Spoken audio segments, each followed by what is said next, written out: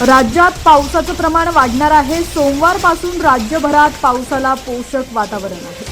बातमी सविस्तर जाणून घेऊयात, पण त्याआधी तुम्ही जर चॅनलला सबस्क्राइब केलेलं नसेल, फॉलो केलं नसेल तर नक्की करा, जेणेकरून आमचे अपडेट्स लवकरात लवकर तुमच्यापर्यंत पोहोचतील। राज्यातील तापमानात वाढ होत असताना पावसालाही पोषक हवामान आहे।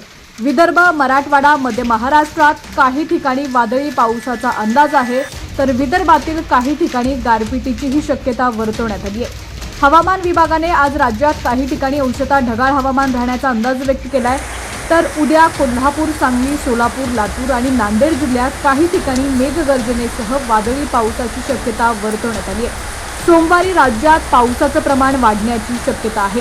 सोमवारी नाशिक, अहिल्यानगर, पुणे, सातारा, सांगली, कोल्हापूर, सोलापूर, बीड, धाराशिव, लातूर, परभणी, हिंगोली, नांदेड, अकोला, अमरावती, नागपूर आणि गडचिरोली जिल्ह्यात काही ठिकाणी मेघगर्जनेसह वादळी पावसाचा अंदाज व्यक्त करण्यात आला। तर नंदुरबार, धुळे, जळगाव, छत्रपती संभाजीनगर आणि जालना जिल्ह्यात काही ठिकाणी हलक्या सरींची शक्यता वर्तवण्यात आली आहे। मंगळवारी कोकण, मध्य महाराष्ट्र आणि मराठवाड्यातील सर्वच जिल्हे तसंच विदर्भातील बुलढाणा, अकोला, अमरावती, यवतमाळ, वर्धा, नागपूर, चंद्रपूर आणि गडचिरोली जिल्ह्यात काही ठिकाणी मेघगर्जनेसह वादळी पावसाची शक्यता आहे।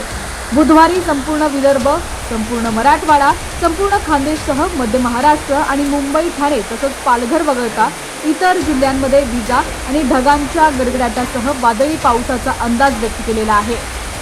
आता राज्यातील तुमचा जिल्हा कोणता आणि तुमच्या जिल्ह्यात हवामानाची काय स्थिती आहे ती सुद्धा आम्हाला कमेंटच्या माध्यमातून नक्की कळवा।